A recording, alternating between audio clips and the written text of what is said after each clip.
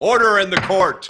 Reasonable Drought by Stove God Cooks. The charge is Stove God Cooks guilty of delivering a modern coke rap classic or just another hustler's testimony? Opening statements. Ladies and gentlemen of the jury, we bring before you Stove God Cooks, an MC from Syracuse, New York, who in 2020 dropped Reasonable Drought, produced entirely by Rock Marciano. This is Stove God's formal introduction to the rap world. The album stands accused of being both the purest distillation of street rap in years and being limited to nothing but brick talk. Today, we'll test the evidence.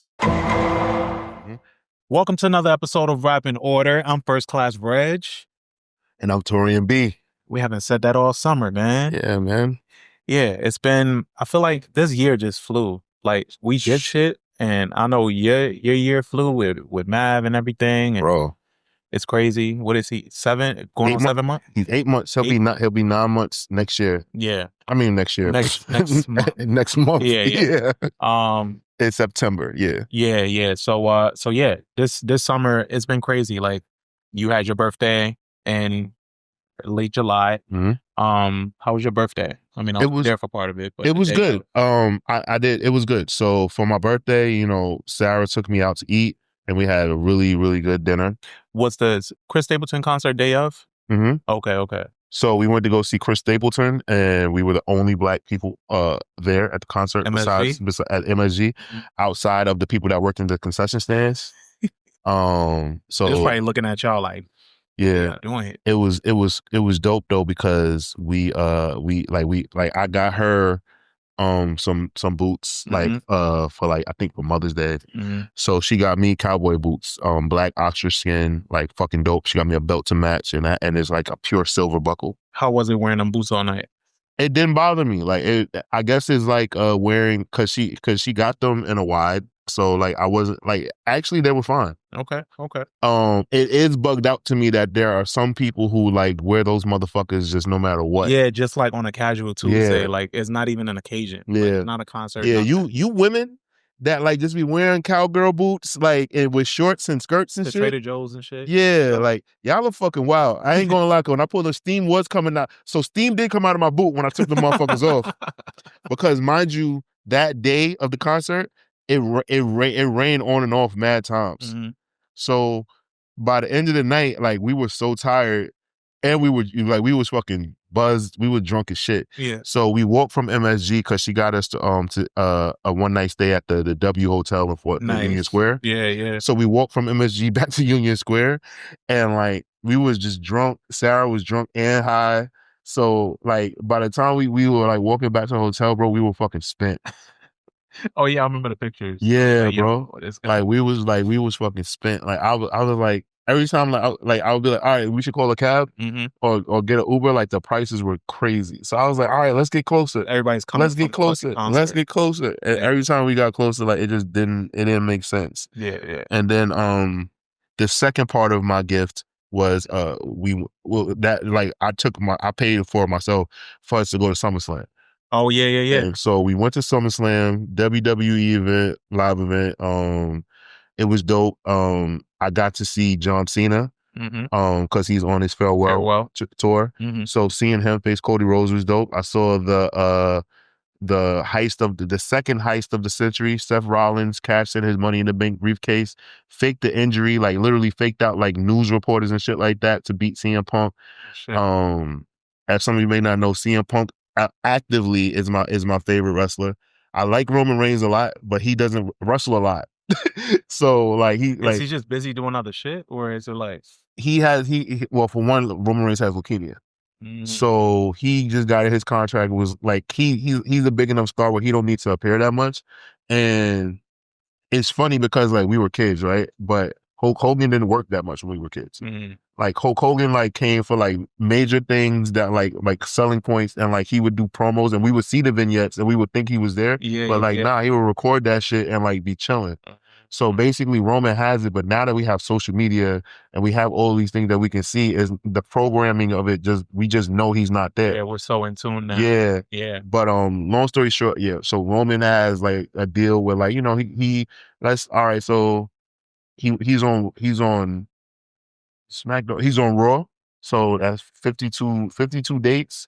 Out of those 52 dates, maybe he does 15 to 20 dates. So, yeah, no, I'm being generous. I'll take that back. Maybe 15 to 18.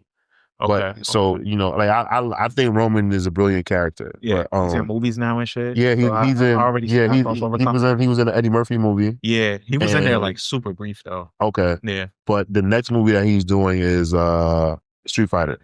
I saw that. He's playing Blanca. Yeah. Which I think is that's not bad casting at all. Oh yeah. I mean, yeah, that's pretty good. Yeah, Blanca like a green Samoan. Pretty much. Yeah. So that was that. Did we talk about going to the GNX concert in June? I don't think so. Nah, we did. We did? Okay, cool. Yeah, because we both wore our merch on here before. Okay, cool. I wasn't sure about that. So we did that. Yeah, what else happened this summer? I mean, you know, so I didn't tell you. So I usually try to do a cookout every year, guys, right? So it's always like around Regg's birthday because it's like an end of summer cookout. So I did a cookout in Jefferson Park in my neighborhood, right? So I have a god sister. Her name is Sonia. Sonia is literally the first friend that I've ever made. Was my next door neighbor. We grew up together. We've been friends since forever. So she has an ex. So her ex was barbecuing across from us and his family, right? So I wasn't fully privy to the drama of their breakup. You told me this. So when I saw him, like, he looked at me weird. I'm like, yo, it's all good. How you doing, man? You know, good to see you. Like, all good. Like, everything's, you know, don't worry. It won't be no BS today. But I said it jokingly. I didn't really mean that it was going, you know, because I didn't know everything that happened literally between them. Yeah. So, you know, I barbecued the entire day. Like, it's like my barbecues is kind of like my open apology to my friends because I'm not as social as I used to be. So what I try to do is I just try to feed everybody. That's literally my goal. Like, that's why like I focus so much on cooking. I just want to cook. I just want to feed you guys. And like everybody like hang out and it's like my apology. Like, I'm sorry I don't go out anymore. Here's some food. So the end of the night is like winding down. So I'm like cleaning up and I got Mav and like he like rushes over to me. He was like, "What was that?" And I'm like, "Fuck are you talking about?" He was like, "Yo, man, like, what, like I thought like everything was gonna be cool. You told me everything was gonna be cool." And I was like, "What the fuck are you talking about, bro?" And he was like, "Yo, so you don't know nothing about what happened?" I'm like, "No." He was like, "Yo, I'm walking my daughter to the car and Sonia comes up and he's basically saying like his version is that like Sonia was trying to like confuse his daughter. Yeah. Because he gets his daughter. It was his weekend to have the daughter. They've separated, and he was just upset. Like, yo, so he got mad and they got into it, whatever, like that. And he thought that I called Sonia to come over to fuck with him. Yeah, while he was there. And I was what kind of messy ass nigga do you think I right. am? Like, so then I was just like, so then I said to her, I was like, yo, bro, you think that I'm gonna have a barbecue and that Sonia's not gonna come to my barbecue? I'm like, you're from the Bronx. What the fuck are you doing on the east side of Harlem in a park barbecuing? I was like, literally, like, Sonia's mother lives here. Like, we all, like, we're from here, dog. Like, yeah, everybody heard I was having a barbecue, even people that wasn't invited, and they pulled up to get a plate. It happens. Like, it's fine. And he's just like, nah, like, that shit felt weird. Like, the way they were standing. I was like, because people were smoking. And, like, you know, they like, because it was like a line of them that had kids. So it was Sonia, it was Brittany, it was Najee, and Fajon. So they all had their babies in strollers lined up. All kind of like standing back. So they were standing back. And I'm like, yo, dog, like, they're a bunch of women with babies. What the fuck were they really going to do to you? Like, not me even trying to be funny. Like, I'm sitting there like, wait. Like, you thought a bunch of women with kids was going to, like, try to, like, start some shit? Like, what the fuck did he think the scenario was? He just was triggered by seeing it. Yeah. So, you know, like, he just got mad and just stormed off. Like, like the conversation didn't even finish. He was just like, yeah. Like, he just walked spoke to him since? No. So, I told Sonia what happened, and Sonia was, like, fucking livid. She was like, he said, what? Taurian, you ain't have to explain shit to him. And I was like, I wasn't even explaining it, but like he really just thought like I like called you over to like cause problems with him. Yeah. But it was just That's it was crazy. It was one of those circumstances that I realized that like I hope that me and Sarah are not gonna break up. We're gonna be together forever. But if we did, like, I don't ever want it to be that bad. Yeah, nah. To where like the sight of them is just like, yo, who told you? Yeah. Who sent you Who here? sent you? Who told you to come That's here? crazy. That was nuts to me, That's bro. crazy. It was a lot. Like I really like could not. I couldn't understand it. Yeah, as far as for me for my birthday, everything it was pretty chill. I had a like really chill birthday this year, which I intended on doing. That morning I went on like my birthday run in the morning. I got this tradition that I made like a few years ago where I run to Orchard Beach. Like I kind of just say like my affirmations, whatever, like by the water, type out some stuff, call some people, catch up with some people, and then just talk to myself. I just had like just whatever it is that's on my mind, I just say it out loud. Okay. To kind of just get right. And then I run back home and I get myself situated. But this time, my brother was in town. Okay. So I had to like incorporate him into my plans, and he's not a New Yorker and he doesn't walk around. Right. And he was complaining about walking around and shit. And it's like, bro, like you came out here to be part of my shit. Why? Okay, let me ask a question. So like he has a whip in Detroit? Yeah. Okay. Yeah, he does. So he gets So like walking around for him is like, for us out here, it's like, yo, it's 15-minute a normal walk, thing. Yeah, that's it's a light. New Yorker thing. It's like, right? yo, 15 minutes, and it's like, yo, did you come out here for this? Like, just hang out, have a good time. So like, anyway, so it is quite interesting to interact with people that like come to New York to visit. Yeah, and then it's so funny because they want to do things, and then you're just like, all right, well, let's quicker we do this, and then they're like taken aback, like, oh, you want me to do? Yeah, like when my friend Ashley came to visit last summer, she was like, man, that's a lot of walking. Like we walked up the steps, and she was like out of breath, and I'm like, yo, that should concern you more than all this walking. Yeah, you shouldn't be out of breath walking up these steps. But yeah, so that night I went out to dinner. I went to this spot called Barloom in the city, which was really good, Mediterranean food. I hope anybody that's listening, if you work there, shout out to y'all. Let's do a pay partnership or something. It was fire. Really, really good. The service was good. And then yesterday, actually, I went to Drunk Shakespeare. It was at Ruby Theater. Okay. And basically when you walk in, they give you a complimentary shot, and then they walk you to your seat. And it's these cast of like 5 people, and they all just get lit, and they do, they perform a Shakespeare play. So yesterday they did Romeo and Juliet. And they modernize it, and they like stumble in between like the set and between the dialogue. And it was so it's like Hamilton. Yes. Okay. What is it?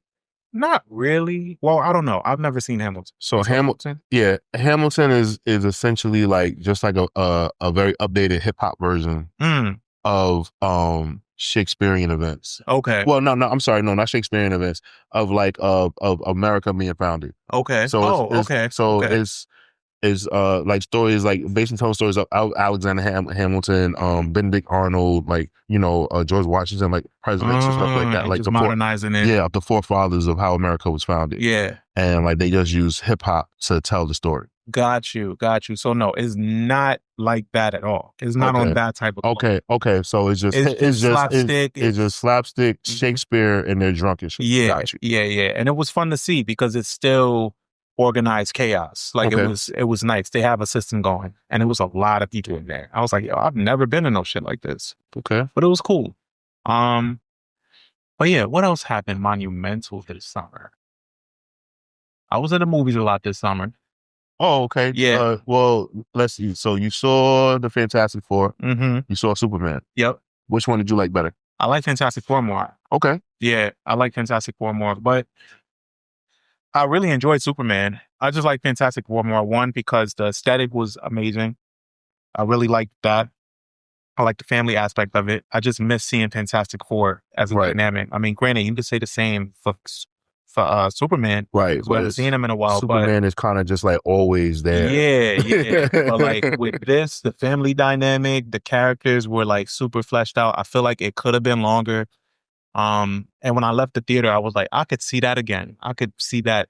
I watched it. I watched it over. I watched it again, and like I really enjoyed it. And I'm just like, they got that movie. Like I realized why they were able to shoot that movie so fast, because a lot of the stuff that they shot, like like me working in film, I'm like, damn, they probably got through a lot of this shit in a day. Mm-hmm. Like a lot of the scenes, like obviously not the whole thing, but like a lot of stuff that they did, like at the scenes at home, they probably did that in a week. Like all the scenes like where they're at the Baxter Building in their home and shit like that. Yeah, that's true too. So they like, I was just like, okay, like there wasn't much that they really had to like do, and then like the scene in Times Square, like that's on the studio, so it was a lot easier. But I liked it too. I think Pedro Pascal was dope.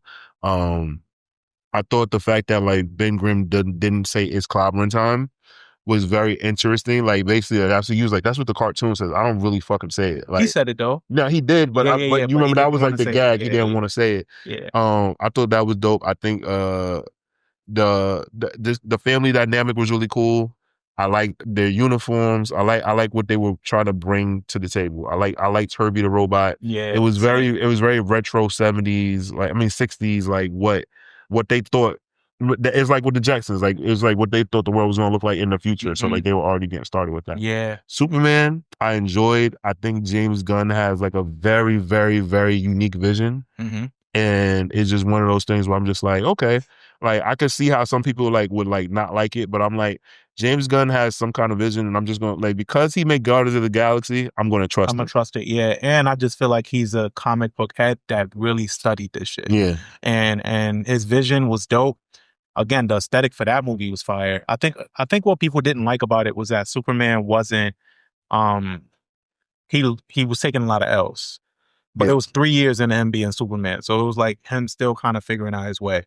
Right. I guess it's the equivalent of like Goku, like only being able to reach Super Saiyan level 2. Yeah. I guess you're right. But like there's a part in the movie, and I was talking to my brother about this. He pointed it out to me. He was like, yeah, one thing I didn't like was that you remember at the end when, and spoiler alert if you haven't watched it, but at the end when there's those kids that are like calling for Superman, and one of them puts in the flag and he's like raising a flag for Superman to come, and instead of Superman is what you call it, Green Lantern that comes. And he was like, yo, I feel like at that moment they could have really drove home that Superman was there for everybody. Like he should have came, like, and I was like, yeah, that's kind of true. It was kind of a missed opportunity. I didn't think about it like that. Shit. It was a missed opportunity for him to come and be the savior. But for whatever reason, Justice Gang came and they was like, yeah, nah. The fact that they call that shit the Justice Gang is hilarious. He was like, yeah, nah, we got you. Did you watch Peacemaker yet?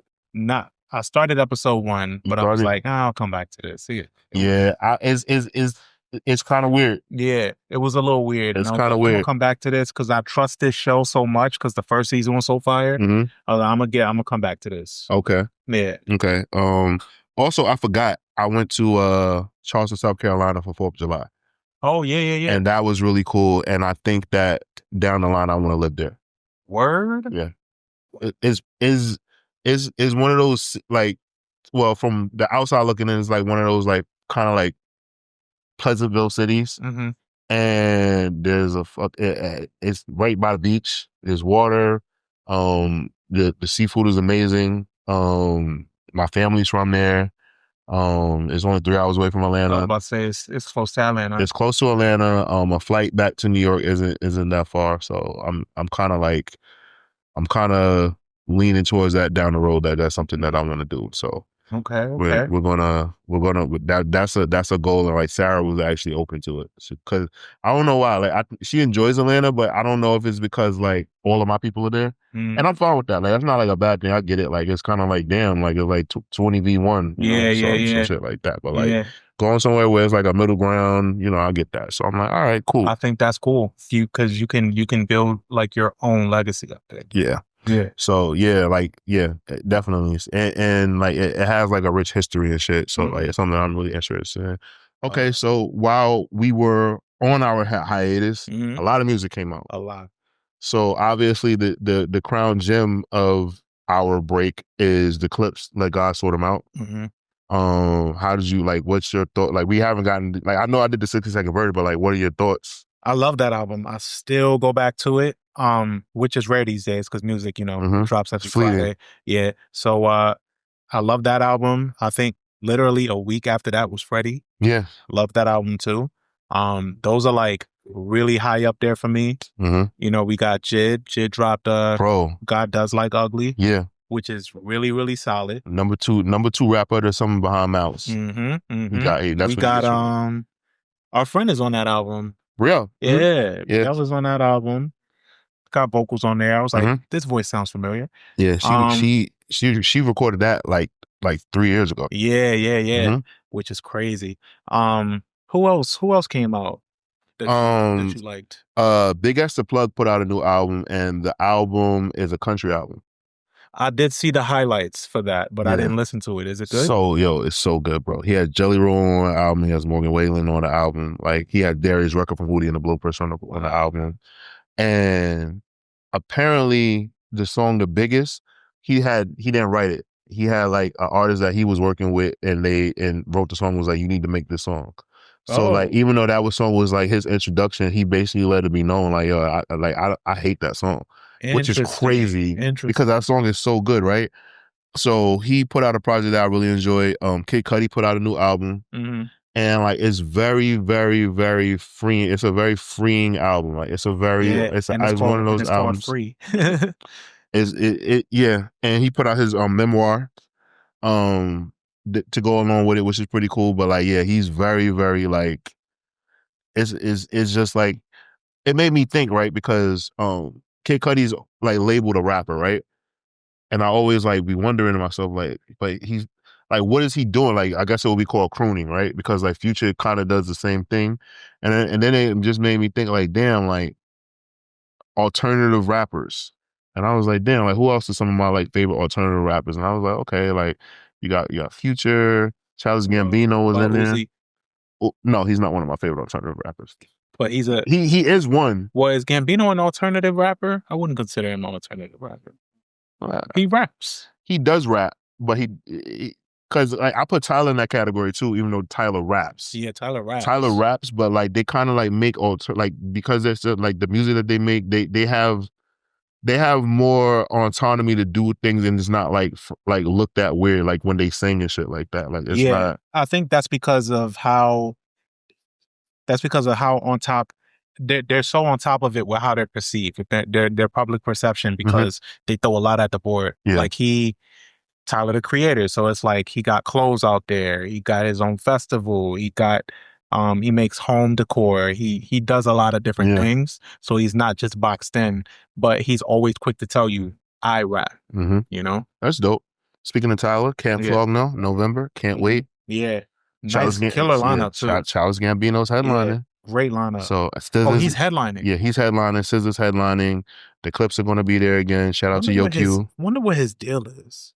Like, why is he like? Why? So he said that his last album was his last album. As Childish Gambino. So it's like the Weeknd thing. The Weeknd's like, oh, it's my last album, The Weeknd, or whatever. So I wonder like what's next, because he came.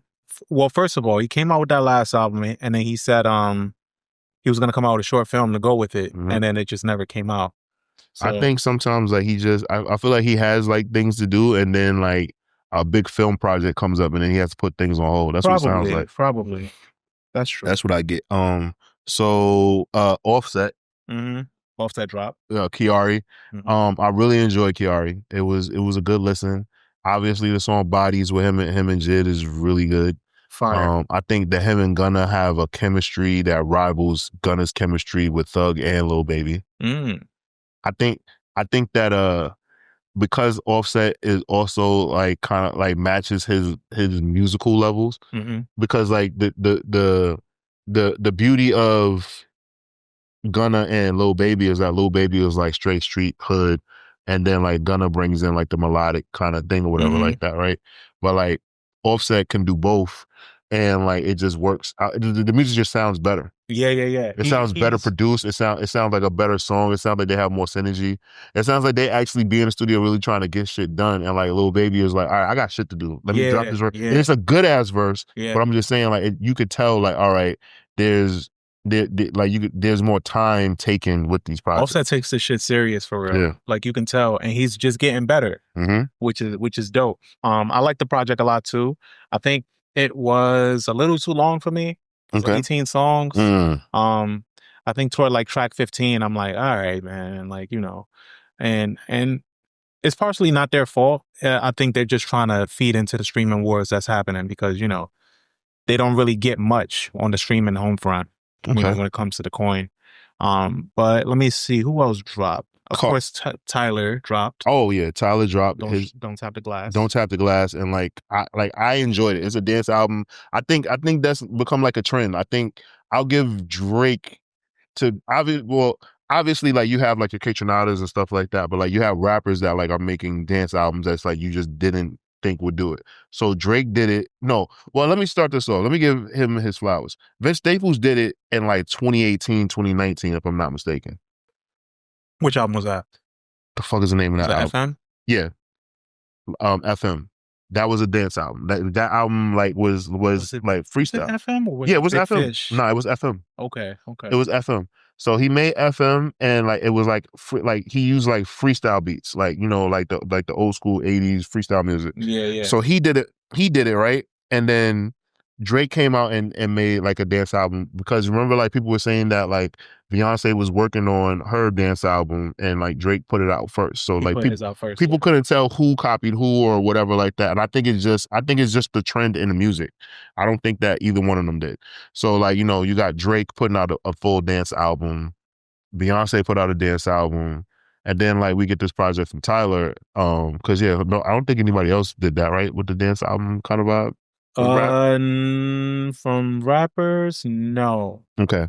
So IDK did it a couple years ago. Okay, IDK. Yeah. There you go. With K-Tronada. He did it with K-Tronada. So K-Tronada. Okay. Yeah. So I just really enjoy what Tyler did because it's fun. He's like, I just want to make a dance album. Yeah, and it makes sense why he did it. Like Chromacopia was so personal and so like reflective for him that he needed to kind of shed that skin and just be like, yo, let me just fucking dance because his shit was heavy. I want somebody to ask him, like, it seems like people don't ask him like direct ass questions.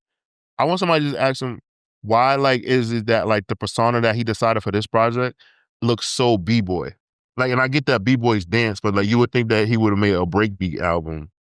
Yeah, that's true. I think they don't ask him these questions. They tried to get into it with him for his interview with High 97, like, yo, like we see the aesthetic, whatever. We saw some stuff online with and then he cut him off and was like, yeah, I saw those comparisons with LL Cool J or whatever, and I'm bad. And he was like, that wasn't in my conscious at all. I didn't consciously do that. I'm just really into Red right now. I'm really into this. I'm really like, if you see the aesthetic for the album is yellow, red, and blue. Those are like the colors that he's wearing around the album.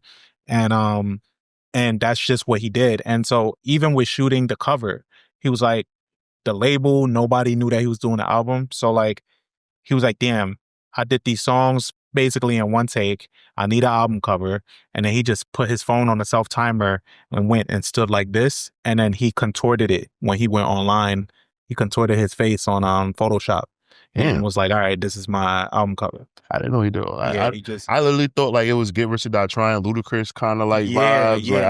Like, he was like, that might be in my subconscious because those are things that inspired me, but I didn't consciously like sought out to like kind of replicate those things. All right, Tyler. Yeah. Just kind of just went with free flow. Right. Yeah. What did you think about Cardi's single, the old rapping over Imaginary Players? Yeah. I think the delivery was choppy. And then I was trying to think about it too, right? Like, I think it's dope for a woman to talk her shit. But it wouldn't be her. Like, but she has the catalog to do it. Like, she has the money to do it. But she doesn't have the finesse of the delivery. I think Meg would have killed that. But Meg, I can't see talking some like rich shit on that level. Because I don't feel like she's like that, you know. She's not popping rich shit like that. Yeah, I only wanted to hear Nicki or Lil' Kim do it. Kim, oh man, Kim would sound so good over that song. Lil' Kim, that's it. Just give Kim those lyrics and she would have bodied it. Yeah, that's it. Like that song, like that's my favorite Jay-Z song of all time. So I'm very biased. Like, I think she got the job done, but like I really wish that she could have. I wish that she would have asked him for more help. Yeah.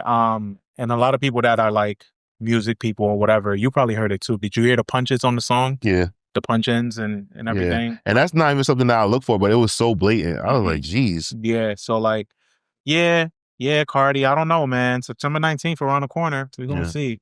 Yeah. Speaking of Cardi, have you been seeing the stuff of her being in court? No, I've been seeing the clips, but I haven't been watching them. Yeah. So you know what happened? It's from which case is this? She was going to the doctor's office and like a security guard was like taking video of her. So like she like attacked the security guard. Oh. So like they're in court. But it was like Cardi didn't do anything to the person, but the person's like suing her because she's Cardi B. Mm-hmm. So like they're asking her like, yo, did you call her a fat bitch? She's like, I called her a bitch. I don't remember calling her a fat bitch though. Like, and like it's just like the lines of questioning and the way Cardi's responding and everything is hilarious. And like she's going to court every day like decked out, dressed to the nines. She is, yeah. And shit. So like and like she's like making a thing out of it. She's basically using it as promo. Yeah. So as she should. It's just really funny. Like it's just funny lines of questioning and like I'm just like very like entertained by it. It's very funny to me. So that's all. But yeah, you know. Oh shit. Sorry, dad life. But nah, like Mark Lamar Hill, I don't know if how like much you watch the JBP and they make fun of him for like dozing off during the podcast. Oh yeah. But I listen to it every week. Bro, I feel him. Yeah. Mark, he really be knocked out. Yeah, he really like sleepers. Yeah, he be sleeping on sleepers, but no, like on his show on Night School, he really falls asleep while they like other people are talking. Oh shit! Like so he'll fall asleep and like take himself off the screen while they talk, and then like when they're like Mark, and he'll be like, all right, everybody, good night. We'll see you. He has a million jobs too. Yeah, so I could see why. That's bad funny, man. Yeah, but yes. This in all though, I will say we've been having a pretty good year for music. And then this fourth quarter about to close out strong, man. Like you said, we got Cardi coming. I feel like. I don't know, man. I feel like Hov is gonna drop something, man. I don't know if it's gonna be the end of the year or what. Yeah, I don't think so. You don't think so? Mm-mm. I don't know. I think his pump. I don't think so, man.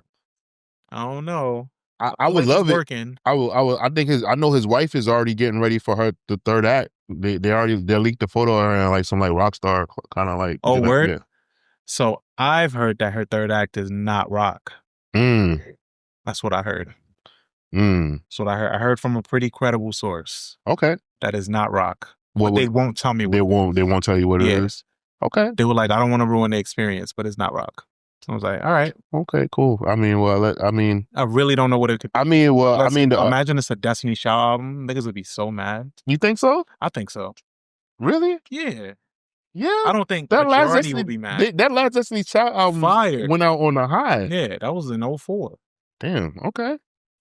I mean, obviously, like I guess it would be soul R&B. Yeah. I don't know, man. Well, maybe it's a funk album. And this person doesn't like recognize that. Funk maybe funk. Yeah, maybe that funk is derivative of rock and roll. But everything so far has been defining of how Black people kind of are in the inner workings of it, like created it. Right. And had a footprint in it. So I see how she did that with country. I see how she did that with house. Because it's like, yo, which I don't know is, well, actually, we laid the groundwork for this. She did that with country. She did that with house. I don't know how she's going to do that with the next album. Okay. So that remains to be seen. Okay. Let's get into the album. That we're going to do. All right, so, ladies and gentlemen, the album that we're getting into today is from a young man that I came across, I would say, dating back to 2020. And he came out with this album entirely produced by Rock Marciano, who is one of the underground kings, as we recognized him on this show. And I'm talking about Soul God Cooks. Soul God Cooks came out with Reasonable Drought in 2020.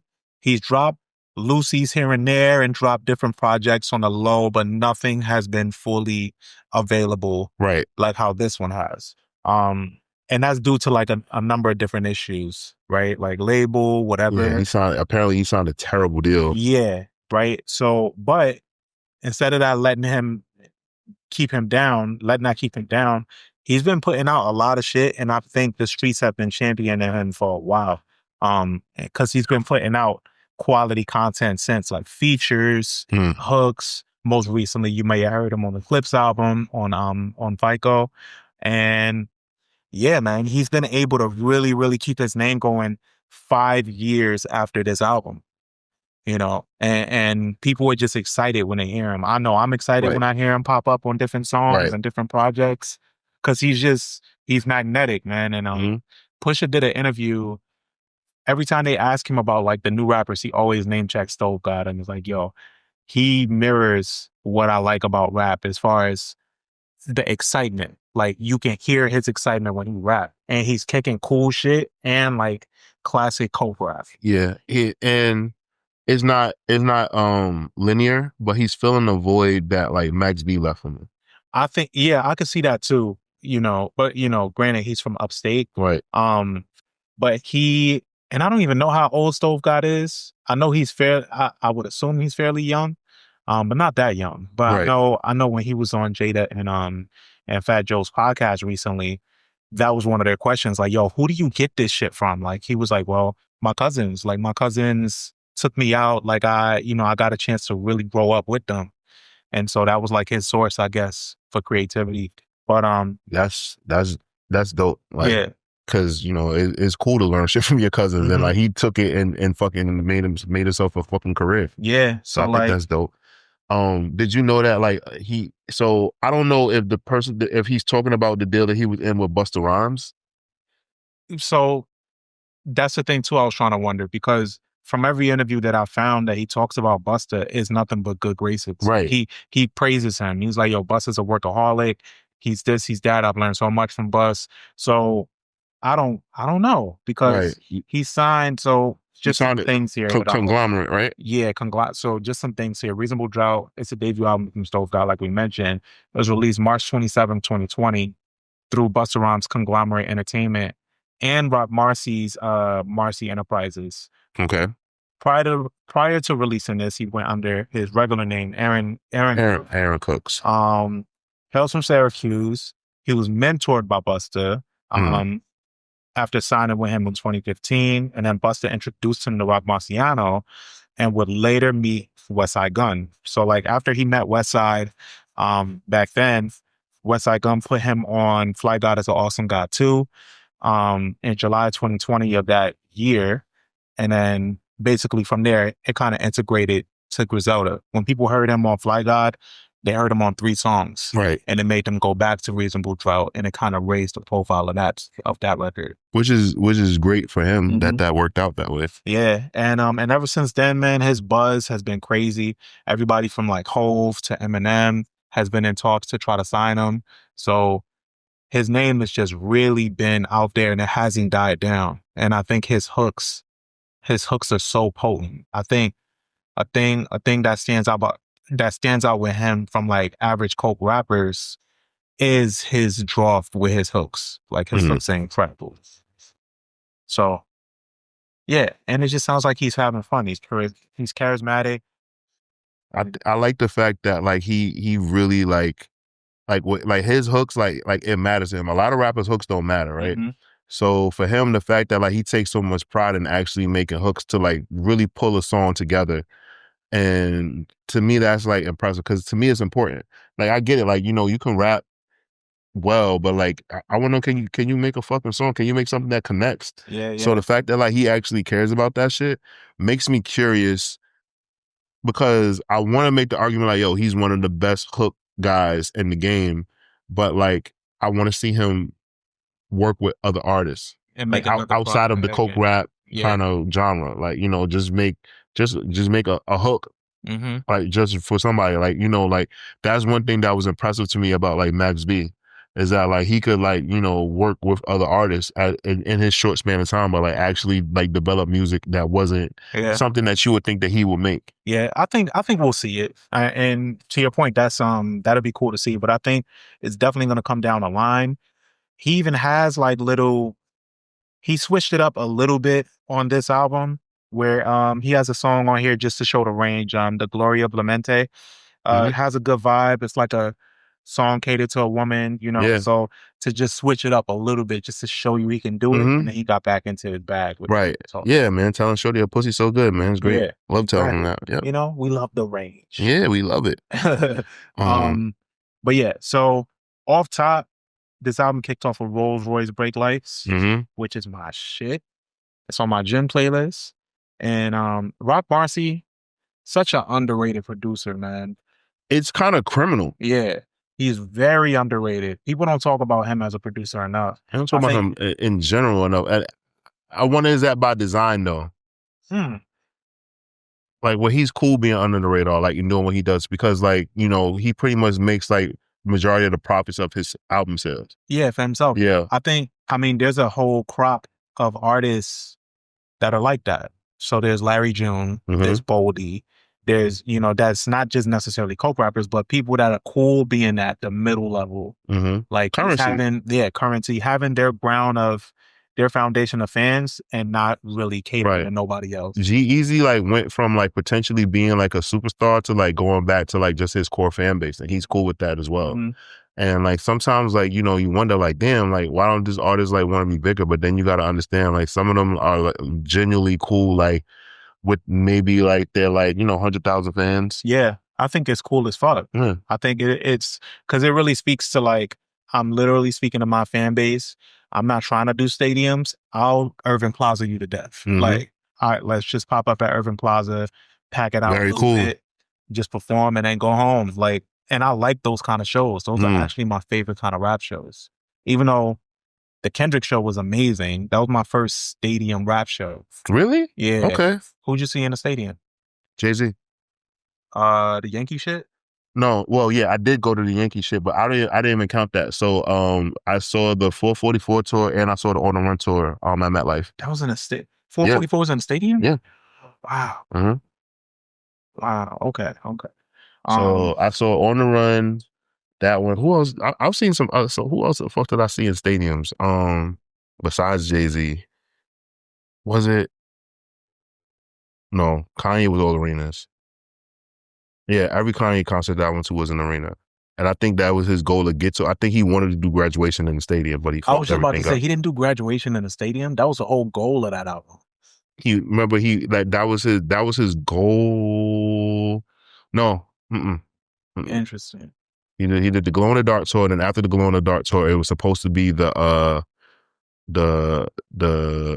Monster tour with him and Lady Gaga, and he fucked that up. Yeah, and then he fucked it. That was supposed to be his stadium tour was supposed to be with Lady Gaga. That's what happened, and he ruined it because of Taylor Swift. Yeah, man. But yeah, so Rolls Royce Brake Lights really kicks this shit off.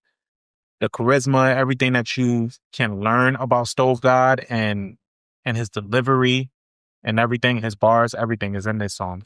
I like rocks. I like the sample that he uses. Stove God is a very vivid rapper, and that's something that like is very like that stood out to me and is very impressive. Like that his raps like seems like you can like when you hear it like you can visualize what's going on. So I was like, oh okay, like okay, Stove God. Yeah, and then you got Stove God. His knack for really good hooks really just bleeds into Bread of Life so well. Oh yeah. He said, I sold a brick out the church parking lot. Hallelujah. Yo, people love that. So when I was doing my research on Reddit, that was something that like one dude was like, he was like, yo, that's my daily mantra. I was like, what? It's just so like the contrast is just so good. Like, God damn. And then he said basically in this song, he said, I just want the conscious guys to fuck with my whip talk. Which is just so clever, yo. You wanna know who I need him to work with? Speaking of conscious guys, Mos Def. Oh, that'd be cool. I would love because he kind of like his tone kind of like, so I'm gonna tell you what I get from him when I hear him. So I hear obviously Jay-Z big time. I hear Max B, I hear Mos Def, and I hear did I say Max B? I said Mos Def, Max B, Biggie, and Jay-Z. Oh wow. That's what like I just like the influence. I'm like Yeah. these are people that he listens to, obviously. I hear Mos Def and Macami the most. Oh, Macami. Yeah. He carries Mos Def's like style with him, Mm-hmm. like on a different level. Right. So good. I can tell he's obviously influenced on him. Mm-hmm. But yeah, Bread of Life, and it's a pretty short album, so I think we could kind of run through these pretty fast.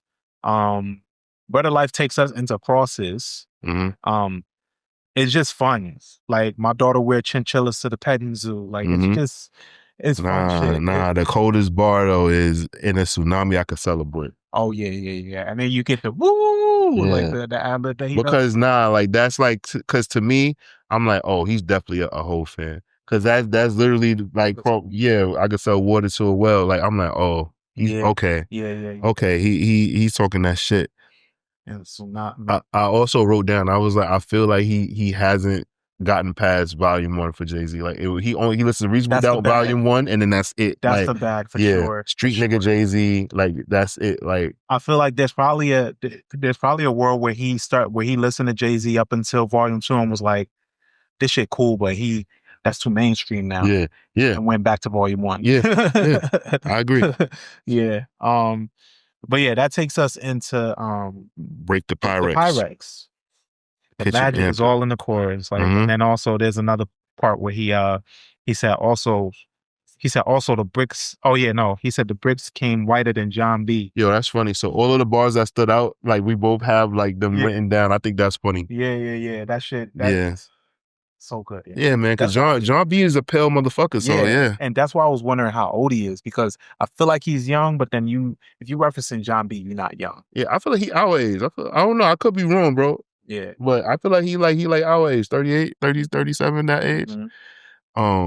So the next song is Jim Boeheim.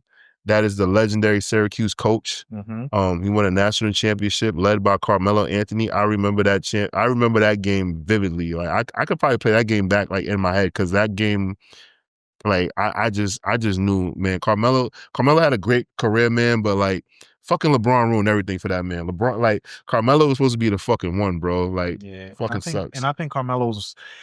It's funny, right? Because we talk about people that are cool with like coasting in his middle ground. Do you feel like Melo is cool with that, or do you feel like he really wanted a ring? I think he wanted a ring. I just think that he had a very old school mentality. When dudes was teaming up, he was like, I want to compete against them. Because like I watched his podcast, and he wanted to compete against LeBron.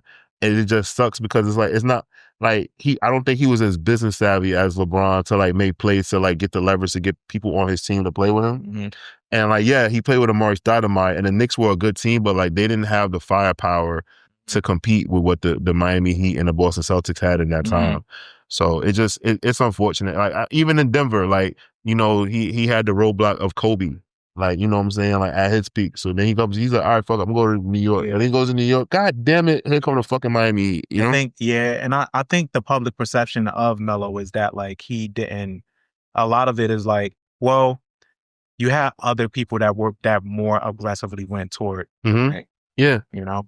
I really like when I watched him on his podcast, it really sounds like he kind of like he just wasn't savvy to the things like how LeBron was, because LeBron, you know, he put Rich Paul and Mav Carter in place to learn the business. And I think, you know, Carmelo obviously had a good agent, but I just think that like if he would have had put his people in place to learn the business and be able to kind of like understand the language and manipulate things, I think he would have had a better shot. Yeah. Like LeBron, like legit, like was like, I need y'all to learn everything about this shit. I think now out of the game, he's learning. Oh yeah. Now, yeah. It's kind of like Nas. Yes. Second wave. Perfect. Yeah. Perfect analogy. Yes. It's like Nas is learning the second wave of the business. Like Jay-Z. That was good, Regg. Yes. And you know, you saw Nas kind of partner with Hennessy and what he doing with Max Hill, all of that shit. The second wave of his career, he's getting it down pat. Yeah. Agreed. But yeah, this track, another song that's on my gym playlist. Yeah. And I'll say this. I think that the Jim Boeheim hook is the best hook on the album. I'm just trying to make it home. Yeah. That's the best hook on the album. Yeah. And he said, still got one hand on the rock like cliffhangers. Like, this guy. his one-liners just get me all the time. Mhm. I'm just really looking forward to what he does next. Right. Money Puddles Mhm. is another standout. Umbrella Rain and Cats and Dogs and Bricks. So what besides him rapping about coke, what was the other constant in this album? Like in general? Yeah. Like what stood out for you? Rihanna. Oh yeah, right. He does He's reference. on her, right? He referenced Rihanna a lot in 2020. Yeah, I Right. was like, damn, And I had to what like is tell this? me, I'm like, damn, was in 2020 was Rocky with Rihanna? Because I'm just like, I mean, it's not like Rocky's his friend, Yeah. but I'm like, he openly talks about liking Rihanna I'm a just lot. trying to grab Riri, but I know that shit. So he talks about her like on 3 songs. Yeah, bro. Yeah, Like yeah. that's like I'm like, oh, he ain't an industry nigga at all. Like he a hood nigga. He just talking his Yeah, shit. he just talking. I was like, he talk about coke and Rihanna. Mm-hmm. Mm-hmm. Hey man. I was there at one point in my life. I remember one point I was in love with Rihanna. I still love Rihanna, but like I was like obsessed with that girl. Yeah, I got now over it's it like though. it's a respect level. Yeah. Nah, she's mom. Yeah, whatever. Yeah, I got past it. Mm-hmm. But Rocky not my friend. What was umbrellas out and it's raining cats, dogs, and bricks. Yeah. Son. Oh man. Yeah. Another one that I really like, Burt and State. Yes. This production sound like a Rockefeller song to me. Yeah, I said so. It's crispy as hell. This was to me the best produced song on the project. Yeah, it's very crisp. It sounds like a Rockefeller song. Mm-hmm. Like this is like 99, one of those B-sides Rockefeller songs that's like on a compilation album, like on Rock Files. Okay. You know, on one of those. But yeah, really crispy. And he delivers on this. And then I referenced this song earlier, Gloria Blemente, which is like a nice vibe. It doesn't fit in the tone of the rest of this album, but it's good because it gets to show that he can rap about something else. He gave me a blaxploitation vibe, but I think Rock Marciano, that's kind of just like his genuine vibe. His swag. Yeah, his swag is basically like he's fucking Dolomite or Superfly, where he's like this black superhero that does like all like this ghetto hood shit, but like, you know, he still saves. So I thought that was pretty cool. What's next on? Lava Lamp.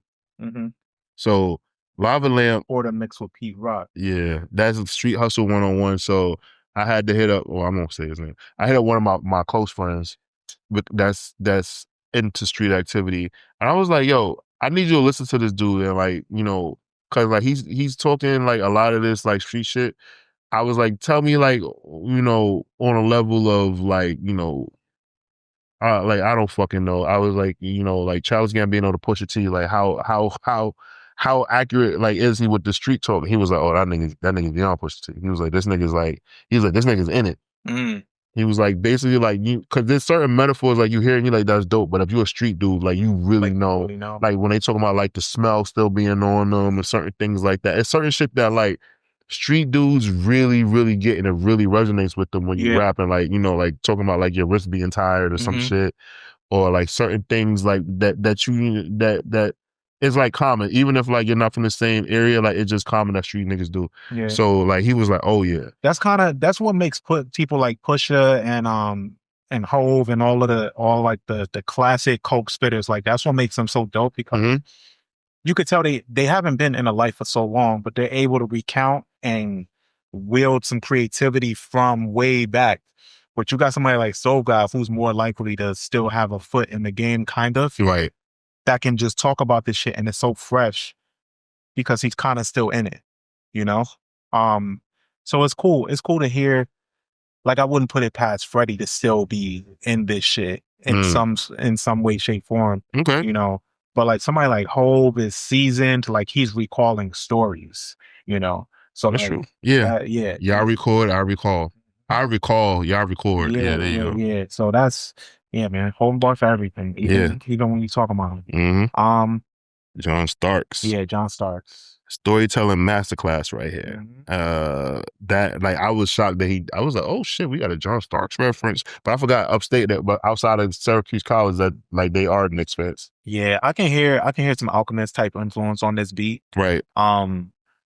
I love the line. He said, have my shooters write my name in cursive down the side of your Jetta. he just says outlandish shit. Yeah. Yeah, this John Sark's joint is dope. Really, really dope. Okay. And then So that takes us into Cocaine Cologne, right? right. I think this is like his signature track. Yeah, same.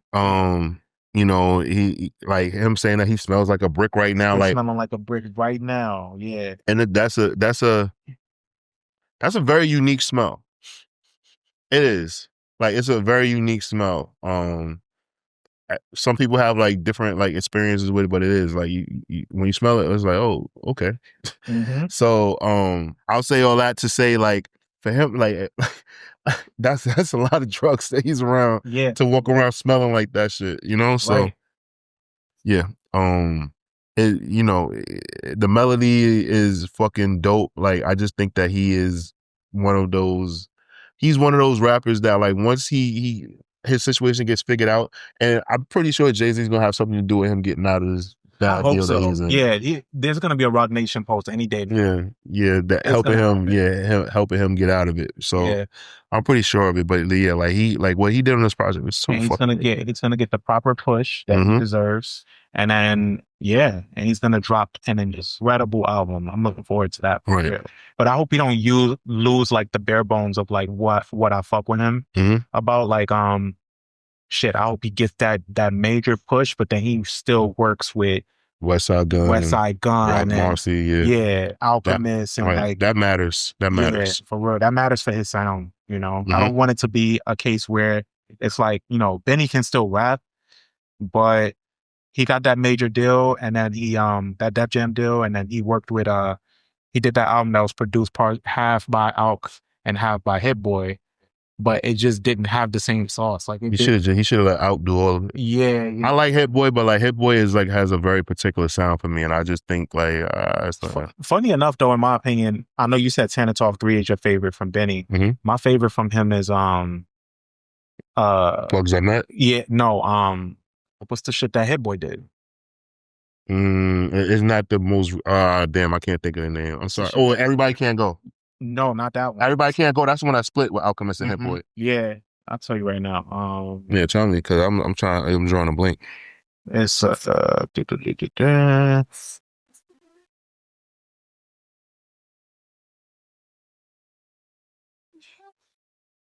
damn. Oh yeah, Burden of Proof. 2020. Okay. Yeah, that joint. I think you got it. There it is right there. Yeah, Burden of Proof. Yeah, Burden of Proof. I know people watching this is like, nigga, it's right behind. Sorry, I did this set up hours ago, y'all. But yeah, Burden of Proof was my favorite Benny album. But yeah, getting back to this one though, it ends off with Balenciaga stamp. I for one didn't feel like this should have ended the album. Yeah, it felt abrupt. Probably in the middle. It felt abrupt somewhere. Yeah, it was abrupt. I don't dislike it. I just don't feel like it had that end the album status to it. Yeah, I agree. I think it kind of like the album, like it goes up so far, and like it's like the crash down is like that. You're just like, wait a second, that's it. Yeah, like and maybe they didn't know how to end it. It feels like Stove God like put some really great songs together, but none of them were like the enders. Yeah, exactly. Yeah, but I think his next project, Westside, gonna have a lot more, and it'll work. Yeah, it'll work. So let's get to our verdict. Okay, so this project for me is a 4 out of 5 waffles. The hooks are A1. The lyricism, I really love the fact. I love how he finds a fine line of like dry humor and his metaphors to get his point across.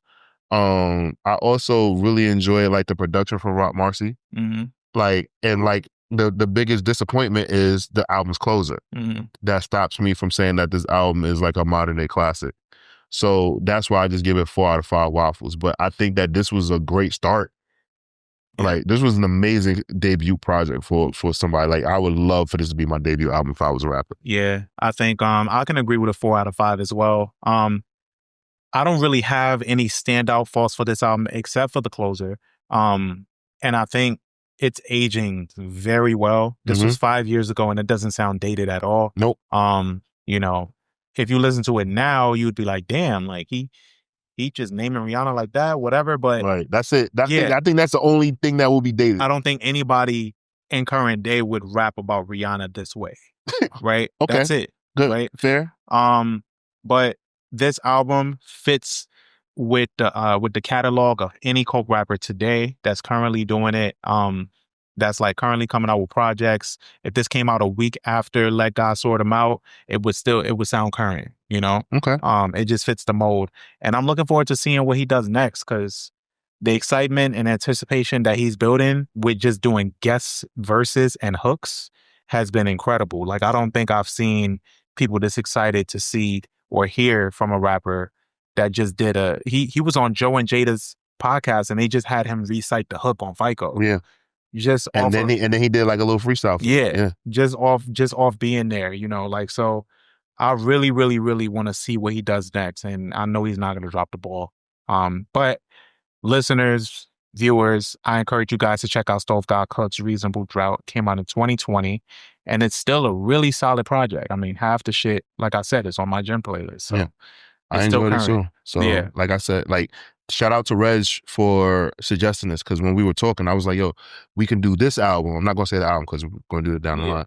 And then Regg was like, nah, Stove God Cook. I was like, ooh, okay, cool. I needed a reason to jump into it, and I'm glad that I'm actually glad that I didn't initially listen to it when people were telling me to, because it was actually a pleasant listen to have to do my work for it, and like really dive into it. So I'm once you happy do the about work that. for it, yeah, you'll appreciate it more. Yeah, hell yeah. Either love it or hate it when you do that. Hell yeah. But yeah, I encourage you guys to listen to it. Let us know what you think when you do. I'm First Class Regg. And I'm Taurian B. We're out of here. Catch you guys next time. Dun dun.